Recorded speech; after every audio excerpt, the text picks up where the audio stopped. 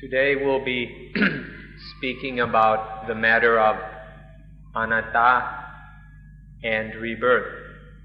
First we'll talk about Anatta, and then we'll go on to discussing rebirth. If one understands Anatta sufficiently, it will be quite easy to understand rebirth correctly. The feeling of self occurs naturally and instinctually at first. Then it is taught, reinforced, conditioned more and more.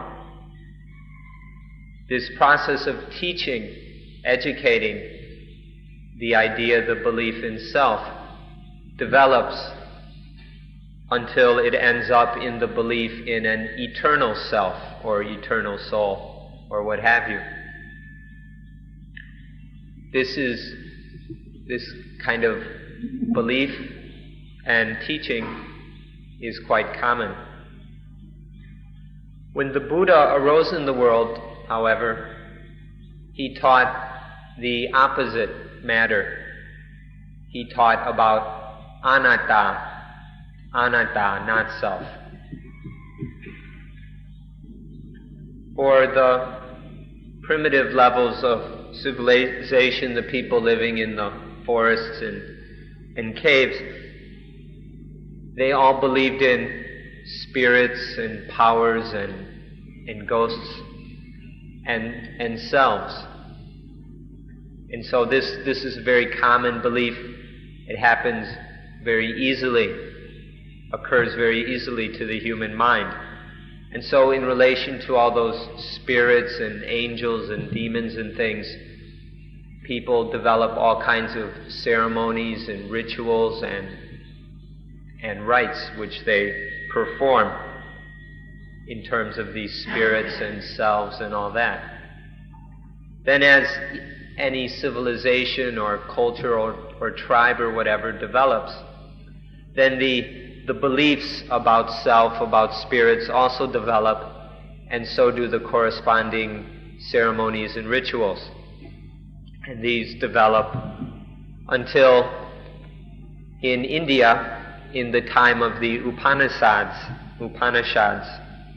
there developed the highest teaching, the most fully developed teaching about the self, which is that there's this self which is reborn over and over again, or reincarnated or whatever, and becomes slowly purified through this long succession of births until it is completely good. It becomes the best possible self, and then stays in that eternal state for the rest of eternity. And so this very common primitive belief in a self, in spirits, then develops until the height of that development is the belief in some eternal self, such as in the Upanishads. This belief in self and soul from India spread all over the place into other cultures and civilizations. And since most in all the other cultures there was already a receptivity for this idea, people were already thinking in these terms, though on a less developed level. And so other cultures and civilizations accepted this teaching from India, and so it spread all around the world. Even in Thailand, for example, this teaching about this self that is reborn over and over again spread to Thailand long before Buddhism came. And because of the beliefs that existed in the Thai people before that time, they were very receptive and accepted this more developed teaching about the self. And in this way, the Indian teaching of a eternal self has spread all over. So in India they developed the highest, most developed teaching about the self in the period of the Upanishads. And this belief in self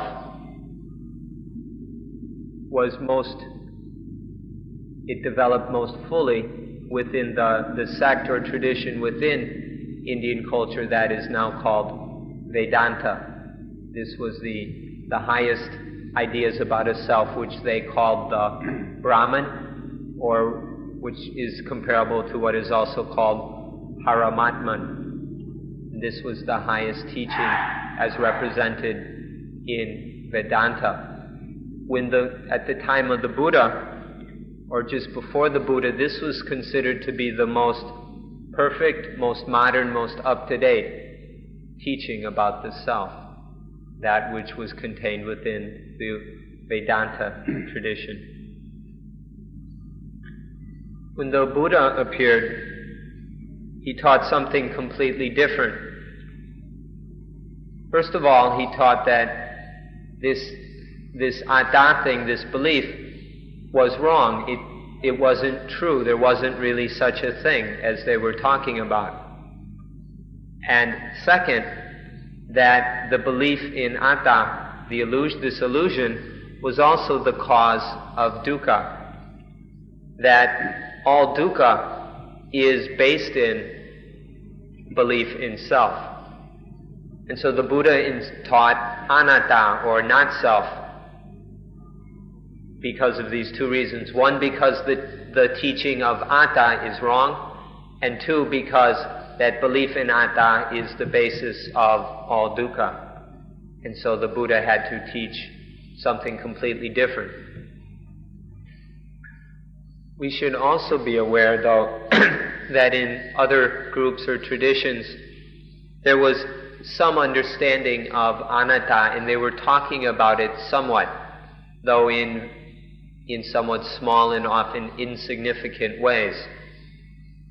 There was some inklings and some murmurings about anatta even before the Buddha, but even though they talked a little bit about it, they always kept something, they always hung on to something as atta. So there was maybe some talk about, say, that the body was not self, or material possessions were not self. And in some of these minor ways, there was talk about not self. But in spite of that, there was always something that was kept aside as the atta, and it was believed that this atta then would be reborn over and over again, becoming better and better until reaching a state of purity. Let's look at how to understand anatta, let's take a look at how the feeling or sense that there is an atta occurs. It's basically an instinctual feeling or sense that there is a self in life. This happens by itself. And this is a survival mechanism that we can find in all organisms. So this instinctual feeling that there is a self occurs. Unfortunately, this is incorrect. Although it's instinctual, it is false, because the instincts are not based in true knowledge, in correct knowledge. They're a naturally occurring type of knowledge which is far from infallible. In fact, it's based in ignorance. And so that instinctual sense of atta or self is coming from ignorance and is incorrect. But nonetheless, that sense of self we can see is necessary for survival, and so we can see it occurring easily, spontaneously in all living organisms. But nonetheless, it is false. Now let's look at the second level of the development of atta. The child, the infant, is born at first, and with just after birth there is at first just this very basic instinctual feeling of self. It's not very big, not very developed.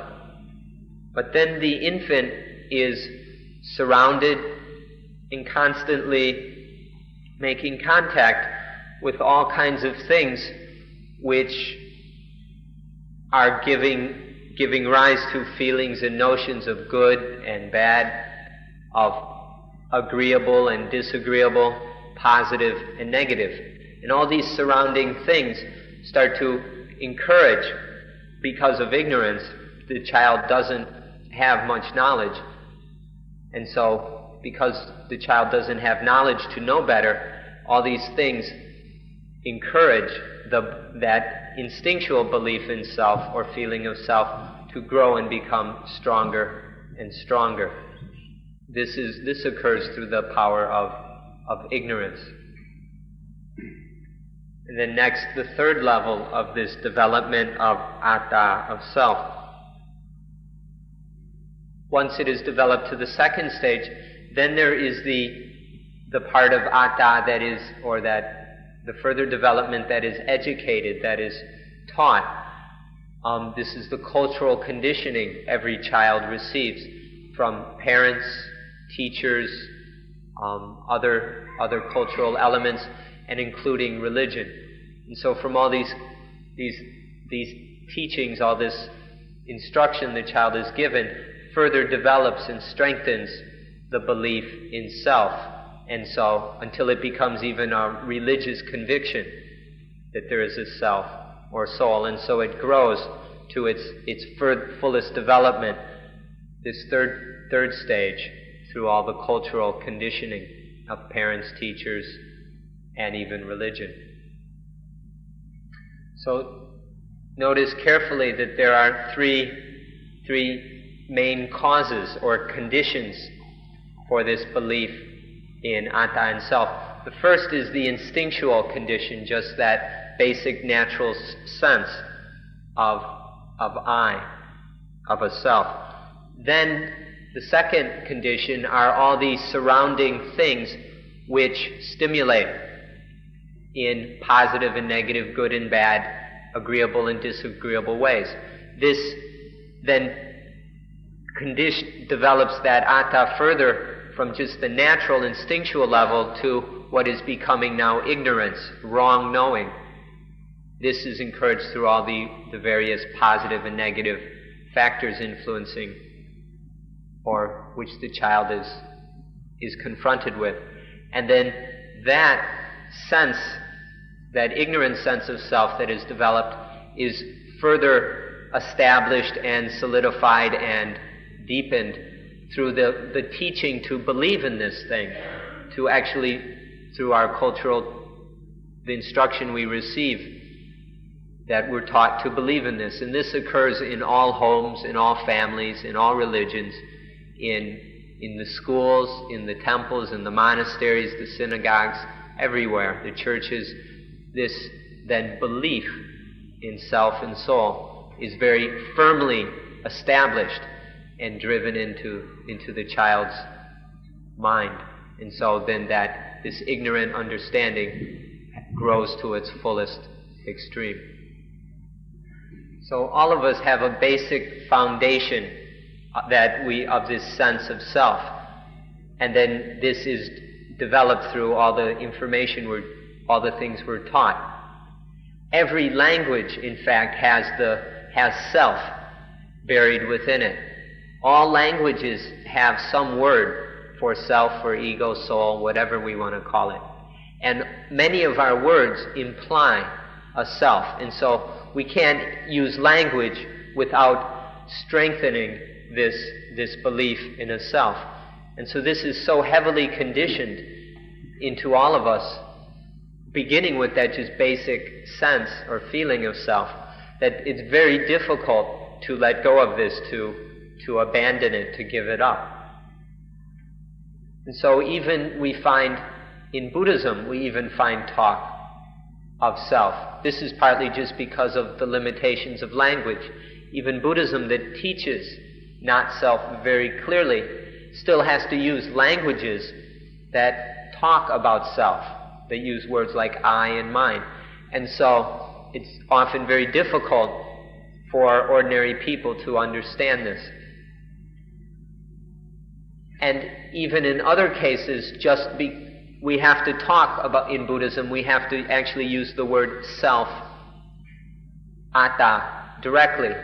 And so sometimes there's even talking about ourself, or the self needs to do this and that. This is just the limitations of language. But you should know that whenever you find the word self in Buddhism, that we should take it to be a self that is not self. Anywhere in Buddhism you come across the word self, the self that is it's just using the word, but that self is not self. So in Buddhism, or with all Buddhists, are forced to use the word self. There's no way of getting around it. But the meaning, when Buddhists use this word self, the meaning is of a not self, something that is not self. For example, a very well-known quote of the Buddha says, self is the refuge of self. Atta is the refuge of atta.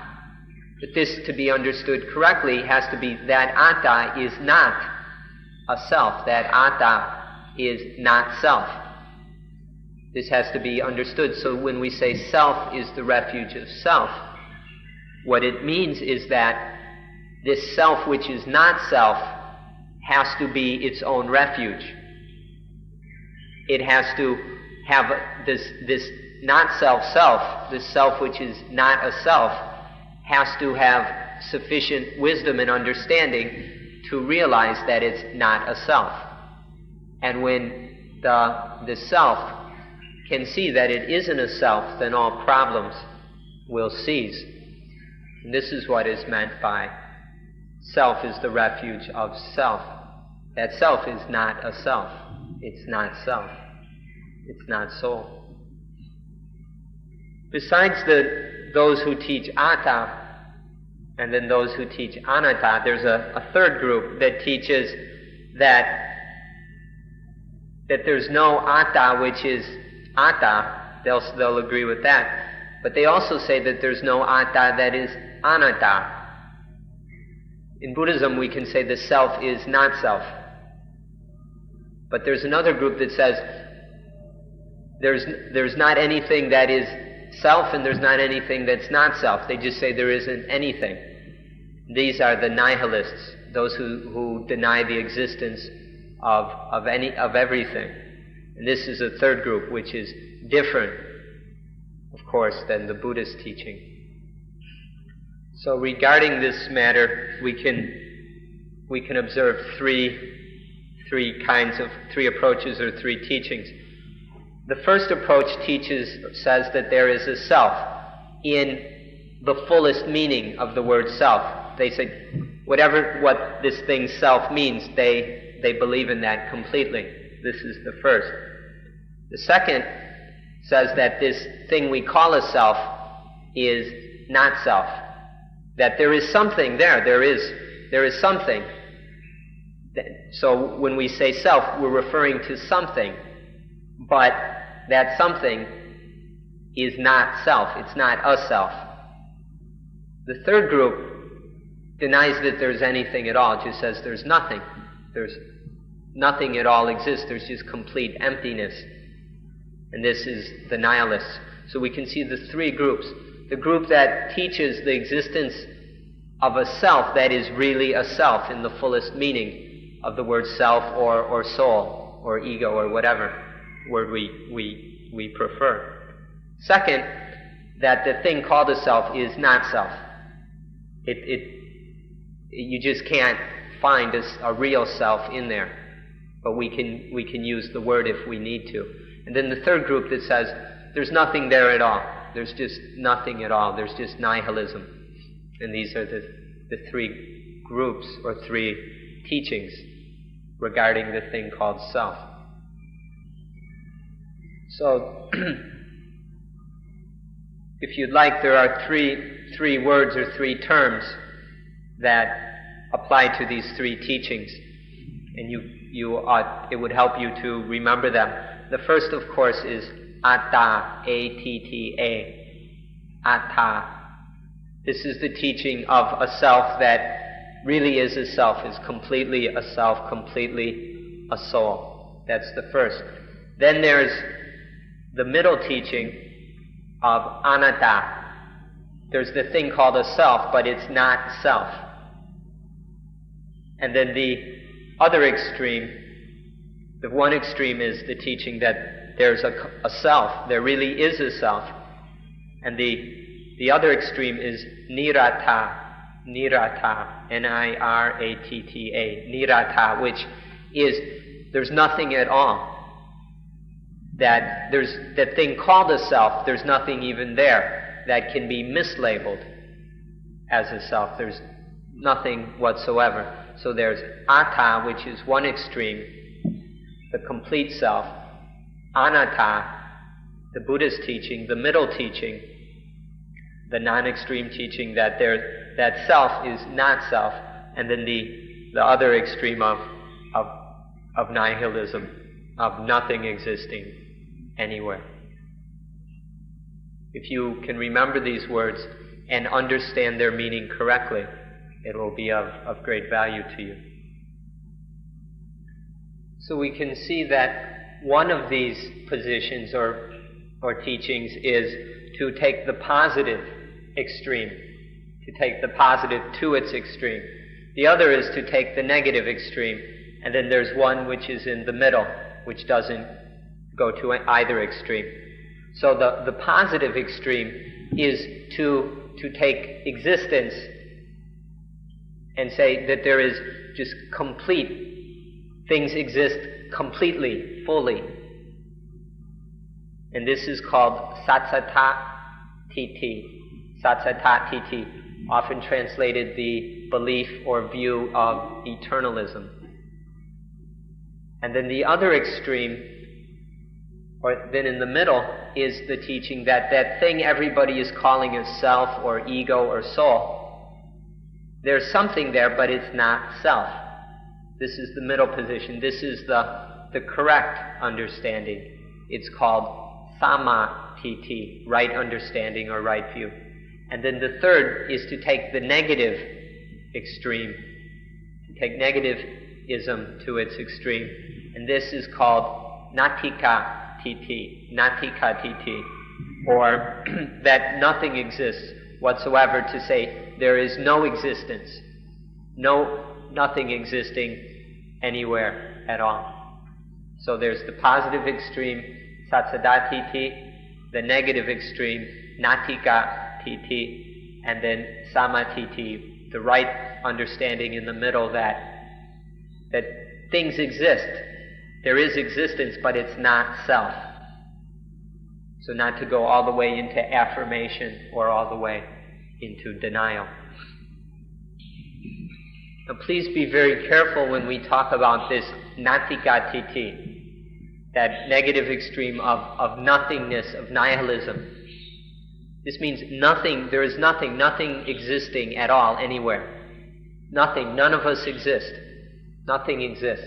That's nihilism, or the teaching of nothingness. Please don't confuse this with the Buddhist teaching of sunyata, or voidness. Voidness says that there are things, there is existence, but nothing existing is a self. Everything is void of self. There are things, but they are void of self. So be very careful to see the difference between nothingness, which is there is nothing, and then sunyata, which says things are not self, are void. Things are void of selfhood. Sunyata, voidness, is very different than nothingness. We hear sometimes the word emptiness, and it's often confused which of these meanings. Is emptiness meaning nothingness? In that case, it's not Buddhist. Or is emptiness the same as voidness? Empty of selfhood. This then it can be called Buddhist. So be very careful about the difference between natika, nothingness, and sunyata, voidness. So, once again, there's the word natita, which means the state of nothingness, or the state of nothing. There isn't anything. Nothing at all. This is natita. I was mispronouncing it. Natita. Completely different than sunyata, voidness. There are things, but they're empty. They're void of self. So, natita, nothingness, sunyata, voidness. Things are existing, but they're void of self. And here is nothing exists at all. Natita, sunyata. So let us stress over and over again that do not confuse natita, nothingness, with anatta, not self, or sunyata, voidness, or datata, thusness. Don't confuse the misunderstanding, the wrong view of nothingness, with the correct understanding of anatta, sunyata, datata, not self, voidness, thusness. In anatta, sunyata, datata, there's no denial of things, of existence. It just says that all these things, there are things all over the place, but all of these things are not self. They're void of self. They're datata. They're just thus, without any self. So please make sure you understand this. Otherwise, you won't have any clue about what Buddhism is. So next, we come to the question of what is anatta? What is anatta? If we've been talking about anatta, well, what are the things, or what is the thing, or whatever that is anatta? First, we can say that body-mind is anatta. Body and mind are anatta. The body is anatta and the mind is anatta. For example, the body is just a body. It performs its various functions. There are certain physical functions that are necessary for life, and the body just does these. And that is anatta, just the functions. No self is required. The mind is anatta. The mind also has all the functions which it must perform in order to sustain life.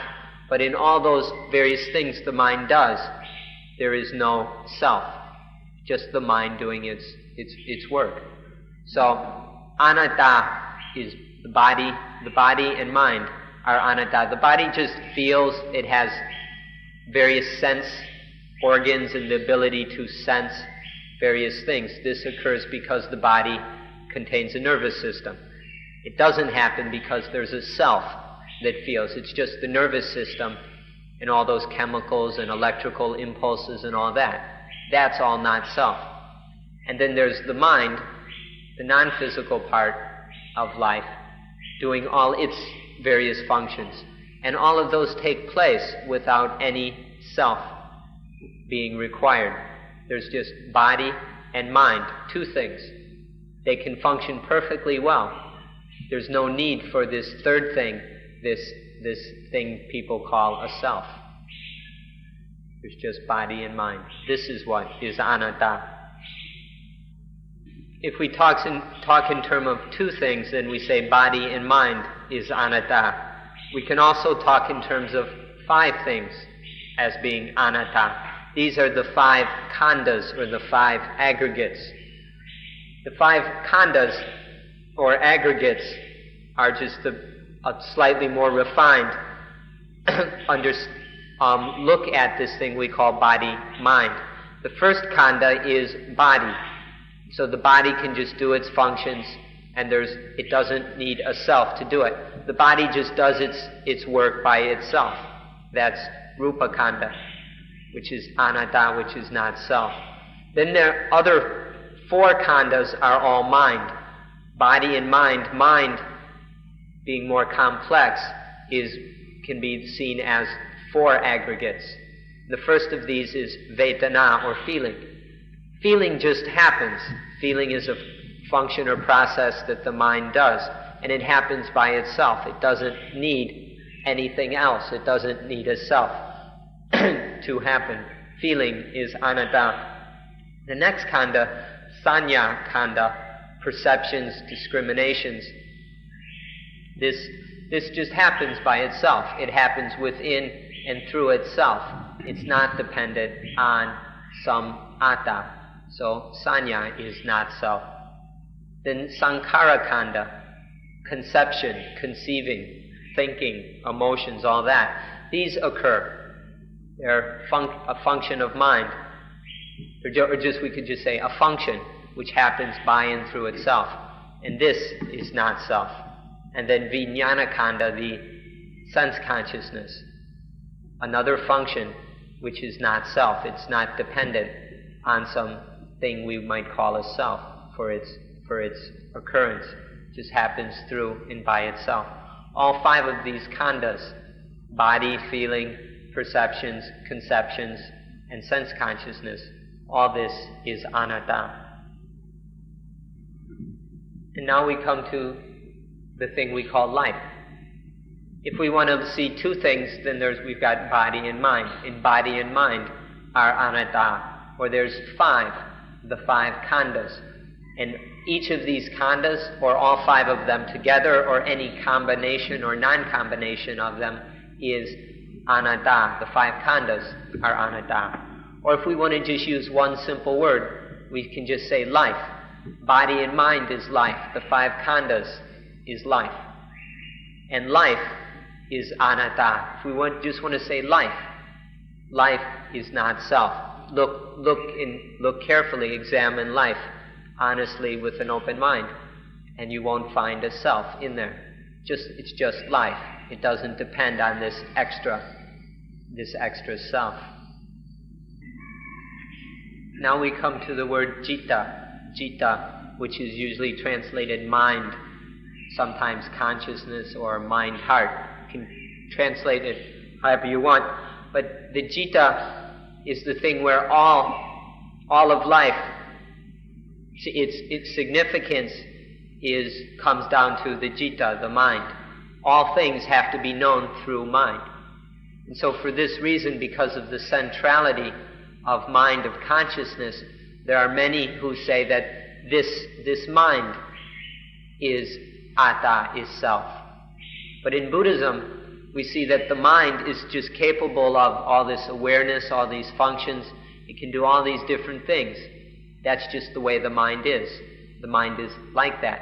But nonetheless, the mind is anatta.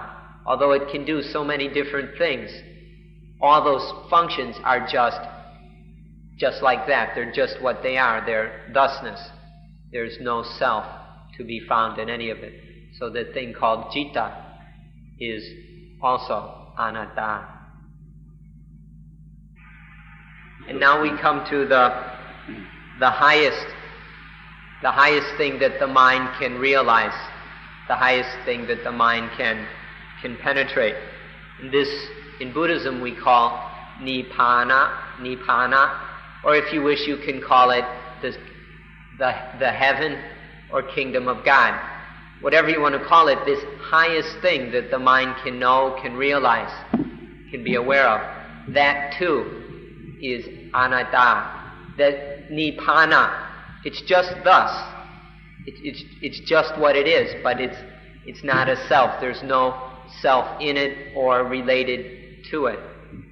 But some religions say that this highest thing, which the mind can know, they will say that this is the Paramatman, or the Brahman, or the eternal soul. But in Buddhism, it is understood to be just anatta. There's such a thing. It's real, it's genuine, but it is not self. So, we can see that if we look, we'll see that all things have within them, we could say, a virtue or quality that allows them to do whatever it is they do. All things have within themselves the quality that is able to perform the characteristic function of that thing. All things, whether they're material, physical, or mental, psychical, whatever, have a mechanism within themselves that allows them to perform their characteristic function, the function for which we name them. All things have this function within them. But that function, or that mechanism that through which they perform the function, this is all not self. It's not some self doing or controlling the function. It's just a naturally occurring mechanism at work. A very, very simple example of this, which we can take from the material realm, and this will be an example for all things, both material and mental, is there's a kind of weed or grass, which is very common here at Suan Mokkh, and it exists in the West also, where it's a kind of grass, if you touch its leaves, it closes up like this. It has this mechanism, just this common plant or grass has this mechanism within itself to close up. Now, those who believe in self will hold that there's a self in that plant that makes it close up. If you hold things that have selves, then you have to say, well, the grass has a self, and that's how come it closes up. But in Buddhism, it says there's no self involved, it's just this natural mechanism, and then it closes up. Even in plants, which would be very difficult to say that they have minds, like we would say about a human being, they still have this mechanism. It can do this very strange and interesting thing, but it doesn't involve a self. As soon as we say that something has a self, then we're no longer talking about Buddhism. If there's any talk of a self, it's not Buddhism. It's becoming animism. As soon as we start talking about selves, what we're talking about animism then. The animism that puts selves in plants and rocks and rivers and everything. So now we can ask, then if there's no self, well then what is this thing we call a person, or what is the person if it's not a self? We can just say it's a bunch of ingredients, various parts compounded together, mixed together. And that's all. We can talk about mind and body if we wish. Very simple, the two primary ingredients of a person, mind and body, or the five aggregates. Or we can talk in terms of the elements, both the physical and non-physical elements. We can just see that what we call a person are these parts, these ingredients, these components, and then these are brought together, they're put together, and then we've got a person.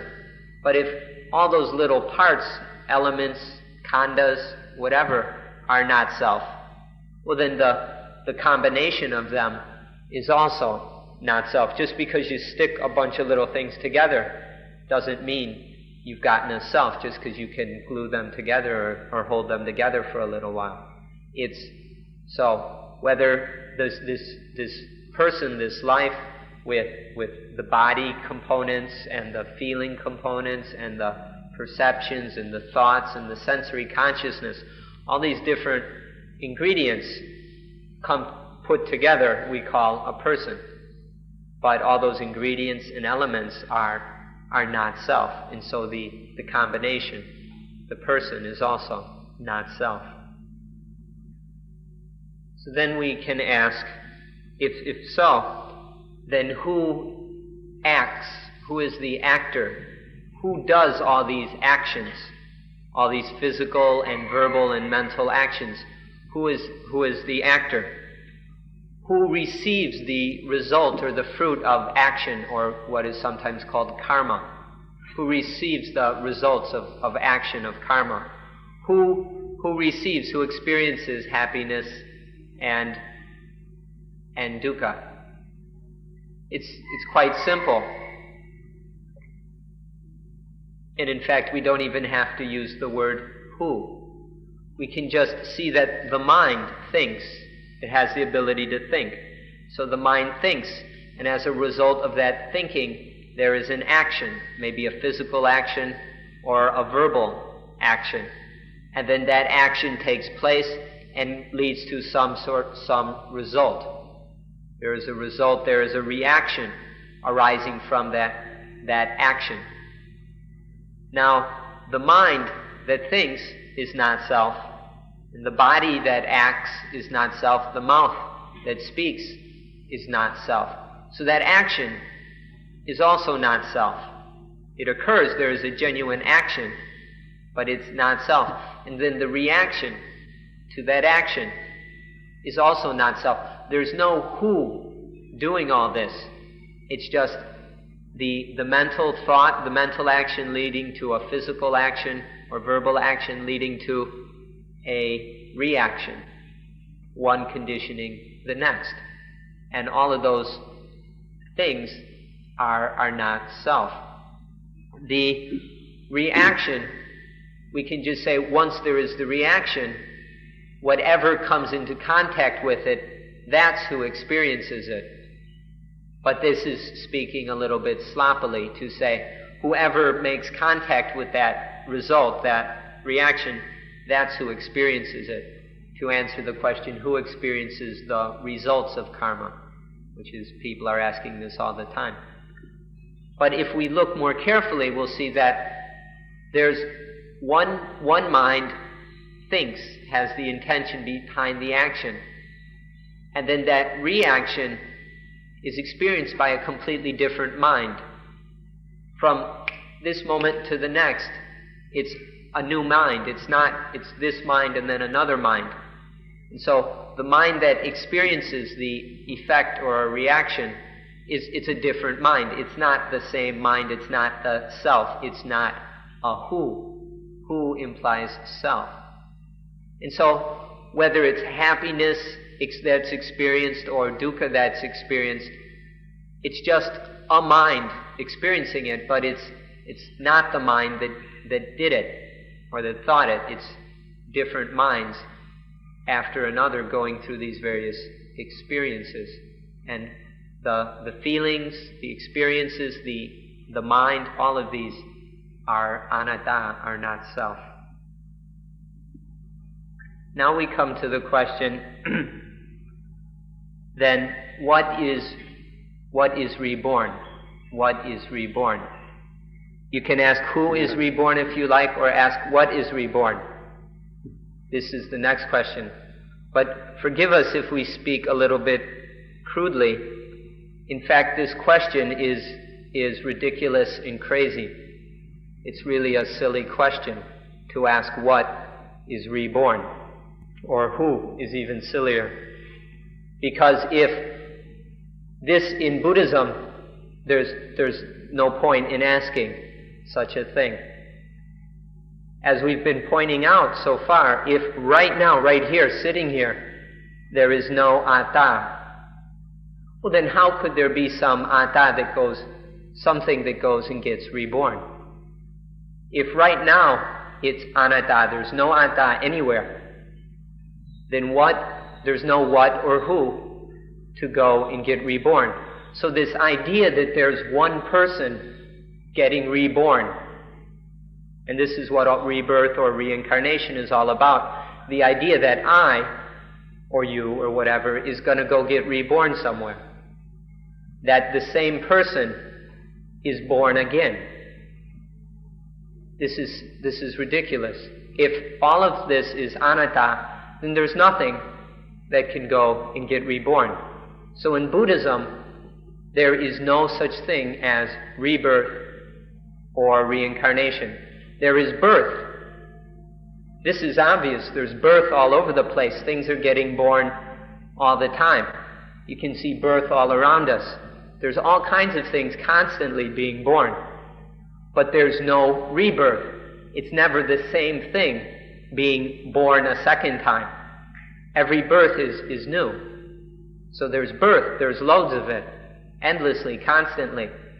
But in Buddhism, there's no rebirth, no reincarnation, because there's nothing whatsoever to be reborn or reincarnated. There's not a lot of time remaining, so let us take a quick opportunity to say that this thing called the person or the individual doesn't exist. There's no such thing. There only occurs within the thought that there is a person or an individual. What is taking place is various processes arise and pass away over and over and over again in one, or not in one, but in a larger process. And so there is a temporary or coincidental coming together of functions, of processes, or of a grouping. We could say there's a temporary grouping that occurs from time to time, and that's what we call the person. We see these parts come together and we say, oh, that's a person, that's an individual. But this is temporary. What's really happening is just a process of cause and effect. These different things occurring, these different things being born, arising out of causes. And this then process or stream of cause and effect goes on and on and on. But the thing we call a person is just a momentary grouping that it doesn't last. It doesn't have any reality. It's just a illusory person. So this is why in Buddhism it's a teaching of no man or no person. It's a teaching of dependent origination, this process of cause and effect, of these things just continuously arising out of causes dependent upon previous causes, unfolding on and on and on in a stream. This is what is occurring, but there's no person in that. So when there is just this process of cause and effect, there is no rebirth. There is nothing that is repeatedly getting born. There's birth, but no rebirth. So we should look at this word birth a bit, the meaning of the word birth. We can see three basic meanings of the word birth, or three kinds of birth. The first is the kind of birth that everybody knows about, and the kind that it's the only one many people know about. This is physical birth. The body is born out of the womb, and then it grows older and older and older and reaches a certain age and then dies. That's physical birth, the kind that leads to physical death and getting buried or cremated or whatever. That's one kind of birth, physical birth. The second kind of birth is mental. It happens within the mind through the process of dependent origination, through a series of causes leading to a mental birth. Whenever there is the thought of I am, or I have, I own, I want, I get, I exist, any of these I thoughts, this is mental birth within the mind. The third, and this is one that some people are aware of, the third one is very difficult for most people to understand. The second kind we can say is birth through attachment or birth through clinging.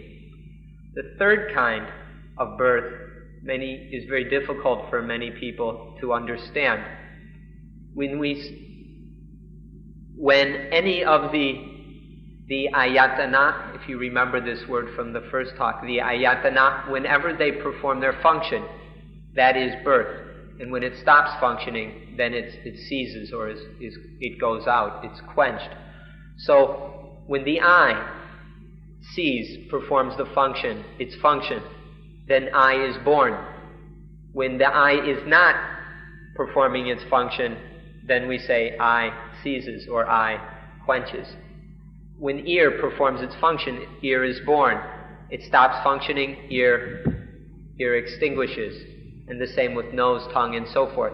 Whenever something does its function, it's born. And when it's no longer, in any moment, when it doesn't do that function, then it ceases, it ends. And so, if you can see this, all the senses, and all the sense objects, and all the things associated with them, the ayatanika, those 30 things we discussed in the first talk, all of them are they're being born and ceasing over and over again as they do their function, and then the function stops. So all these things are occurring like that, but each time it's a different thing. And they're just all these functions, these things, these processes, these activities happening over and over again. But it's always a different thing. It's not the same, there's no same thing involved that holds it all together, or that we would call a self.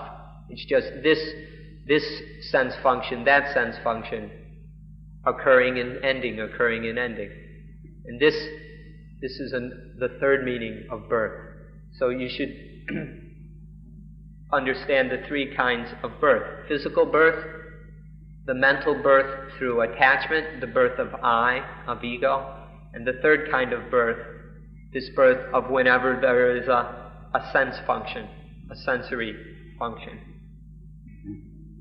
So there are many who believe that in this body when the body dies, there's something that remains, and then that thing goes and gets reborn in another body. This is the belief that arose in the Upanishad era, and then it was accepted by many, many different religions. This belief is very common, but it is not Buddhism. This isn't the Buddhist teaching.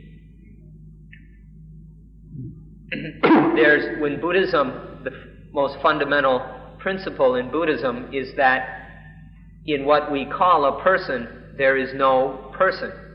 We just use the word, but there's no person here. So to say that this person goes and gets reborn is completely fallacious.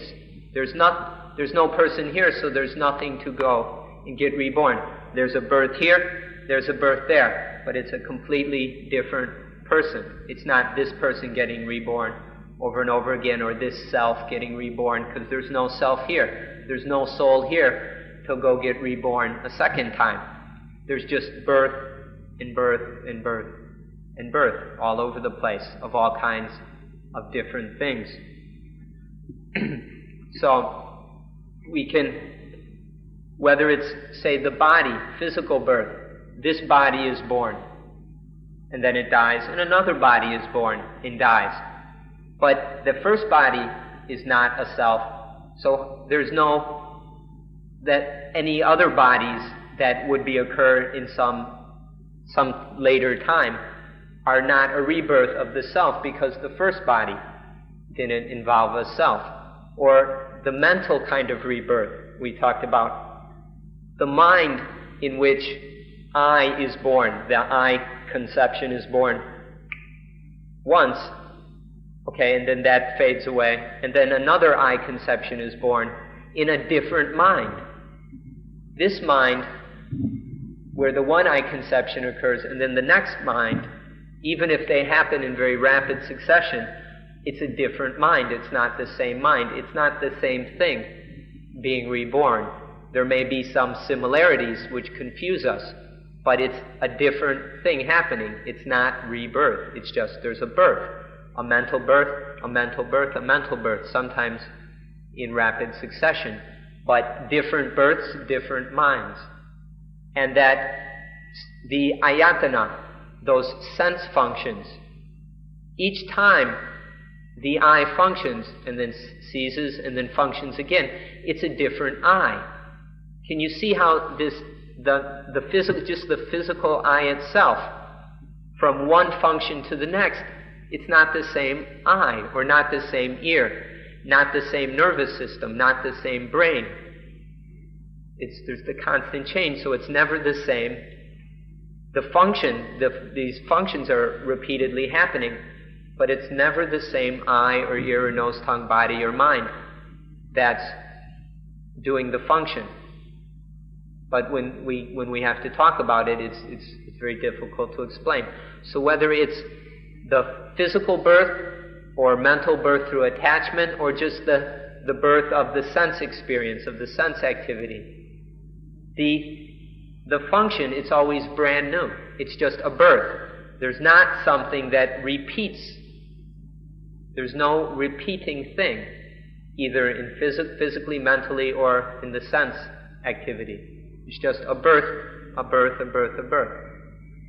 This is why we say that there is no rebirth in Buddhism, just birth. The basic fundamental teaching of Buddhism is not self.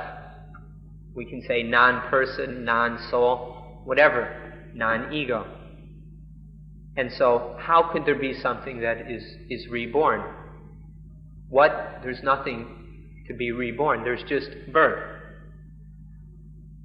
However, or unfortunate, in one place, for example, there was a foolish monk who wasn't paying much attention, and he was going around saying that the Buddha teaches that vijnana. Now, usually vijnana means the sense consciousness that arises at the eyes, ears, nose, tongue, body, or mind. But also many Hindus at the time believed that the vijnana was a kind of spirit that was getting reborn. So this guy was walking around saying that the vijnana is reborn. The vijnana goes and gets reborn in some other body. And the Buddha said very distinctly that this is wrong, don't ever say such a thing. This has nothing to do with my teaching whatsoever. You're completely messing up the whole thing. The vijnana does not go and get reborn. The sense consciousness does not go and get reborn. And if you think the vijnana is a spirit, well, that's for sure off the teaching. However, and this is very clear in the scriptures. However, somehow there are also, if anybody's read some of the texts, there occur references to, in a very kind of common language, saying, well, this person went and got reborn there. So there are these things, these references in the scriptures, and so of course we've got people arguing about these things all the time. And so, as we said earlier, the thing here isn't for you to believe, but to find out for yourself which is true. In our understanding, the most fundamental teaching of Buddhism is the teaching of not self. The Buddha came back to this over and over again. But if you wish to give more importance to some of these references to something like rebirth, you can do that. But the thing really to do is examine and find out which one is correct. Find out for yourself which is correct. Just by citing the scriptures, we can't prove anything to you. And so now we come to the most important matter. The Buddha said that in the past as well as now, I teach only one thing, dukkha and the quenching of dukkha. That's it. That's all the Buddha's teachings are about, dukkha and the quenching of dukkha. And so we don't have to waste a lot of time talking about whether there is rebirth or not, because that's not a fundamental question. The fundamental matter is dukkha and the end of dukkha, the elimination of dukkha, the quenching of dukkha. If there's any kind of birth, there's going to be dukkha. Whether it's just birth or whether it's rebirth, there's going to be dukkha. It doesn't matter what you call it. The matter, it's just a question of dukkha gets born. Dukkha is born. So if the fundamental concern or question or objective is dukkha and the end of dukkha, we don't worry about the trivialities of this rebirth thing.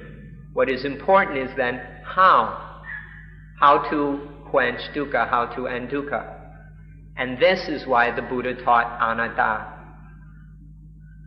The Buddha taught anatta as the way to realize this truth fully enough is the way to end dukkha, to quench dukkha. And so the Buddha taught anatta because that's crucial and central for the ending of dukkha, which is what the Buddhist teaching is all about, how to quench dukkha. And so it's necessary to teach anatta.